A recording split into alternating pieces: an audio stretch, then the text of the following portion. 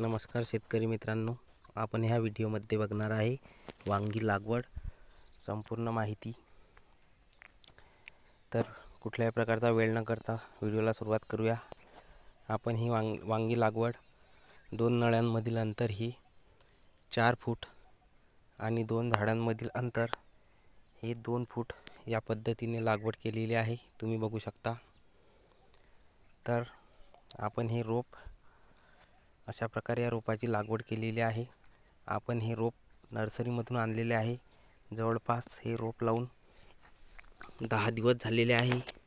तर आता आपल्याला याची खत व्यवस्थापन करायचं आहे। तर खत व्यवस्थापन हे 10-26-26 हे खत द्यायचं आहे। त्यामुळे वांग्यांना भरपूर फुटवे आणि वांग्यांची वाढ होईल आणि नंतर वांग्यांवर फवारणीचं जे नियंत्रण करण्यासाठी हे बघू शकता 10 दिवसाचं रोप झालेलं आहे लागवड करून आणि किडींचा प्रादुर्भाव झालेला आहे। पांढरी माशी, तुडतुडे आणि कोकडा या ठिकाणी वांग्यावर या रोगाचा प्रादुर्भाव झाला आहे। तर पांढऱ्या माशीसाठी आपल्याला ॲसेटामाप्राइड आणि कोकड्यासाठी आपल्याला फ्लुनिकॅमिड आणि तुडतुड्यांसाठी आपल्याला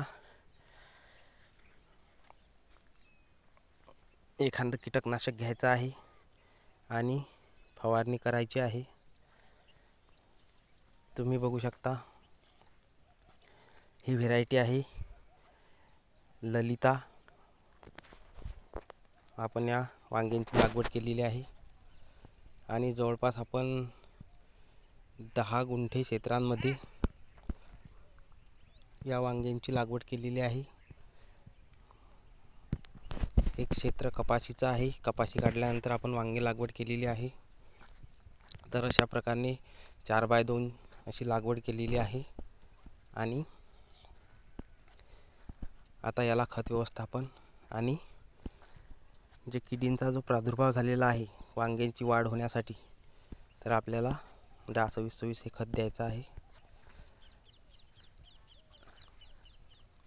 आपण प्रत्येक वेळोवेळी माहिती आपल्या यूट्यूब चॅनलवर देत असतो। तरी व्हिडिओ आवडल्यास व्हिडिओला लाईक करा, चॅनलला सबस्क्राईब करा आणि व्हिडिओला शेअर करा। पुढील नियोजन हे पुढच्या व्हिडिओमध्ये आपण सांगणार आहोत। तोपर्यंत शेतकरी मित्रांनो, धन्यवाद।